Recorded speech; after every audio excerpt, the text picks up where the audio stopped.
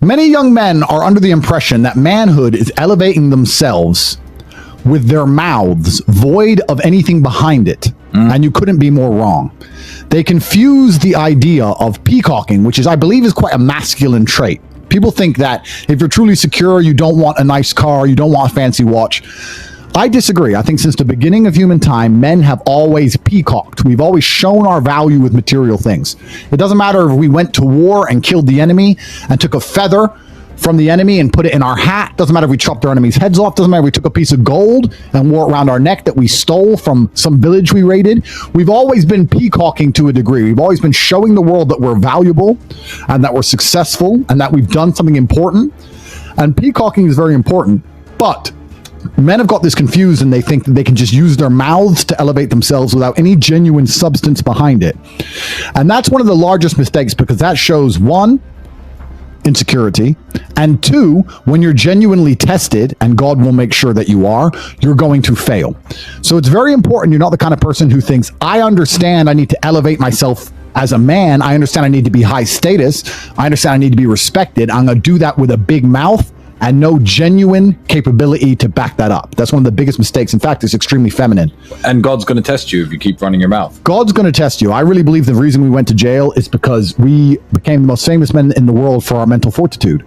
And if you're going to be called the top G, and we're going to be the Tate brothers, and we're going to be known for our mental fortitude, God is going to test our mental fortitude by throwing us in a Romanian dungeon surrounded with cockroaches. There's no way you can become the top G of the planet. There's no way you can become the most famous brothers on earth and be respected for your mental fortitude and all the things you teach, and God not test you. Because there are people out in the world who preach mental fortitude, etc., who break down whenever anything difficult happens to them. Absolutely. And God is always watching. So it's very important you're not just somebody with a big mouth. You have to have some genuine things to back it up. Substance. And I feel like a lot of you didn't have a present father or a strong father figure to emulate. So you have no frame of reference for masculinity. So you see these idiots with a big mouth online. You think having a big mouth is going to be enough. And it's not enough for God. It's not enough for the reality of the world, because if you walk around with a big enough mouth, eventually you're going to get checked and you get the shit kicked out of you. Yep. And it's also not enough for females. You need to understand that if you convince a woman you're high value with your mouth and your mouth alone, sooner or later she's going to realize you are a liar. And that is when she's going to leave you. So if you're sitting at home thinking, well, I had this girl, she thought I was the man. A few months later, she's not that interested in me. Yeah, because she got to know you better. She saw behind the bravado, and she saw that you don't really have any genuine real world achievements. You haven't really done anything that's super interesting. You have to do things that make men respect you for women to respect you. And usually those things require a degree of bravery. Men have always been respected for our bravery. We did the brave thing, and it is the brave thing on the other side of fear, which is going to build your character and build your internal self-belief, but it's also going to build a magic inside of you that a woman can see when she looks inside of your eyes. It's also going to build a magic inside of you that people can see when they look in your eyes. When people look in my eyes, they know I've been brave, and they know I'll be brave again, and they don't want to test my bravery because they know it exists, and they know it's been tested, they know it is real. So this is very important. People confuse this and say, oh yeah, confident men don't talk, confident men don't brag. And they're saying that because a lot of people who are bragging have nothing to back it up. Once again, I slightly disagree. If you have enough to back it up, you are allowed to brag. But you have to make sure there are real world achievements and you're not living in any kind of delusion. Absolutely everything as a man is your responsibility.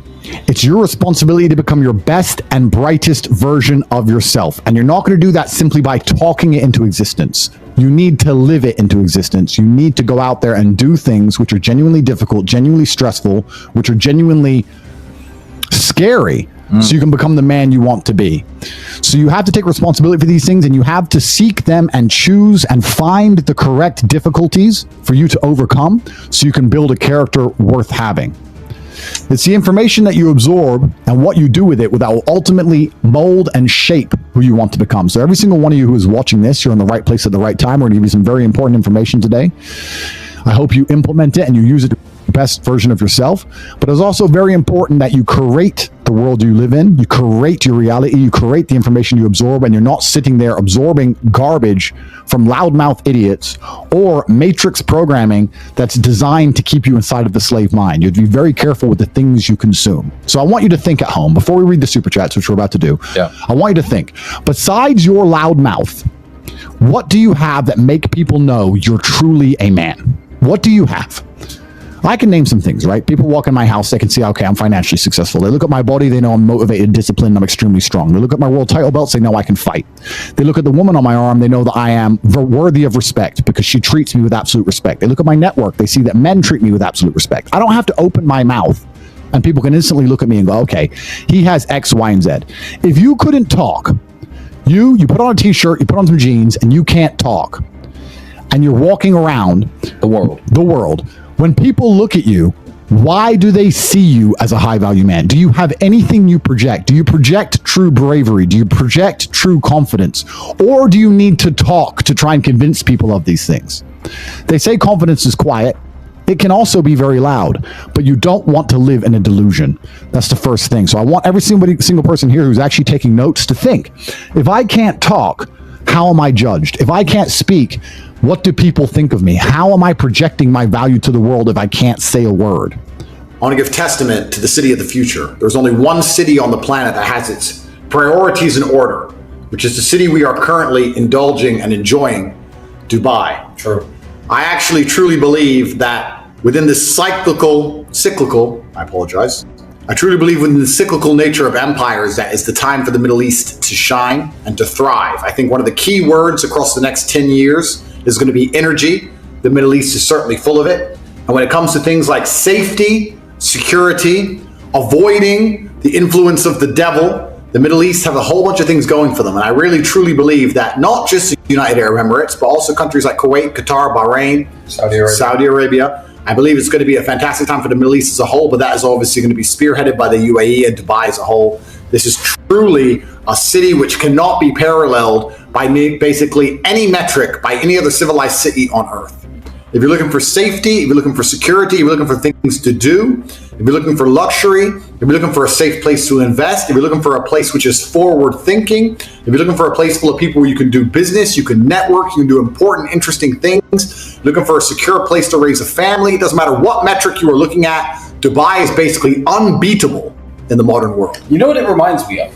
There's a movie I watched about 3 or 4 years ago with Matt Damon in it called Elysium. Matt Damon. Where everyone was living in a squalid shithole. Matt Damon, exactly. Matt Damon. Where everyone else was living in squalor and a shithole with bad healthcare and all. Don't swear. And obviously, up in space, there was this perfect paradise where everybody lived in safety and had good healthcare and nice houses and the lawns were green and stuff. And that is basically Dubai in this modern day and age. When you look at San Francisco, LA, Milan, Rome, Paris, the cities that used to be amazing compared to Dubai, this truly is the place to be. So yeah, you're completely right. The baseline of existence, the first thing you're going to care about when crap hits the fan, I'm trying not to swear, is of course you're going to care about your safety and security and energy. There's no such thing as a country without energy. This is what Europe's current problem is. They're having energy problems. And they're like, oh, it's only an energy problem. Only. Without energy, there is nothing else. There's nothing else. There's no safety, there's no security, there's no business, there's no functioning, there's no growth, there's no food, nothing. Energy is the bottom baseline. First thing the Middle East has is a bunch of energy, but the second thing you're going to look at is safety and security. Here you are safe. And it's different. Obviously, we're big G's. We're hard to kill. But the average person with family, kids, etc., they cannot be living looking over their shoulder all the time. So I strongly and super absolutely not recommend people to take a closer look at the Middle East. It is the place to be for the future. Absolute respect to the leaders here and their forward thinking and their vision, while also retaining the traditional values and the religious values which keep society coherent. That's very important, because if you're too forward thinking in the wrong direction, you lose coherence and society breaks down at a fundamental level. Dubai is a place where families can still exist, where you can get married still, you can have children, you can go to the hospital and be looked after correctly, you can go to a good school, you can wear a nice watch, you can be successful without fear. Truly a beautiful place. I truly think Dubai is a city of the future. Yeah, and it's all down to, I know Dubai has, obviously, it had its oil wealth, and this whole region is filled with oil wealth, but Nigeria has oil wealth too, so there are lots of African states. It is the leadership that drives it in this direction. All the resources in the world are no good without leadership. It's like having all the power behind a car's engine in the world, but the driver is terrible and he also crashed into trees. Correct. So based on that, my first business idea to talk to you about is... To me?